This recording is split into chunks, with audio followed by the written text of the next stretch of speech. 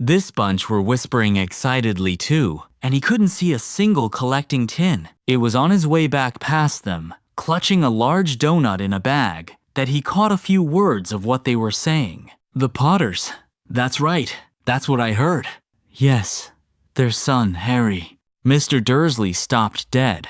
Fear flooded him. He looked back at the whisperers as if he wanted to say something to them, but thought better of it. He dashed back across the road, hurried up to his office, snapped at his secretary not to disturb him, seized his telephone, and had almost finished dialing his home number when he changed his mind. He put the receiver back down and stroked his mustache, thinking, no, he was being stupid. Potter wasn't such an unusual name. He was sure there were lots of people called Potter who had a son called Harry. Come to think of it, he wasn't even sure his nephew was called Harry. He'd never even seen the boy.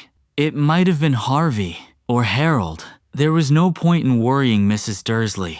She always got so upset at any mention of her sister. He didn't blame her if he'd had a sister like that. But all the same, those people in cloaks? He found it a lot harder to concentrate on drills that afternoon, and when he left the building at 5 o'clock, he was still so worried that he walked straight into someone just outside the door. Sorry, he grunted, as the tiny old man stumbled and almost fell. It was a few seconds before Mr. Dursley realized that the man was wearing a violet cloak. He didn't seem at all upset at being almost knocked to the ground. On the contrary, his face split into a wide smile, and he said in a squeaky voice that made passers-by stare, "Don't be sorry, my dear sir, for nothing could upset me today. Rejoice, for you know who has gone at last. Even muggles like yourself should be celebrating this happy, happy day." And the old man hugged Mr. Dursley around the middle and walked off. Mr. Dursley stood rooted to the spot. He had been hugged by a complete stranger. He also thought he had been called a muggle, whatever that was. He was rattled. He hurried to his car and set off for home, hoping he was imagining things, which he had never hoped before, because he didn't approve of imagination.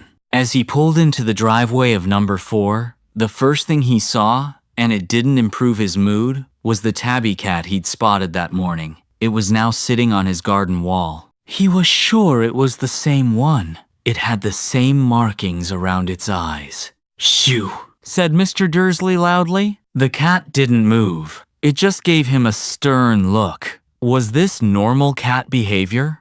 Mr. Dursley wondered. Trying to pull himself together, he let himself into the house. He was still determined not to mention anything to his wife.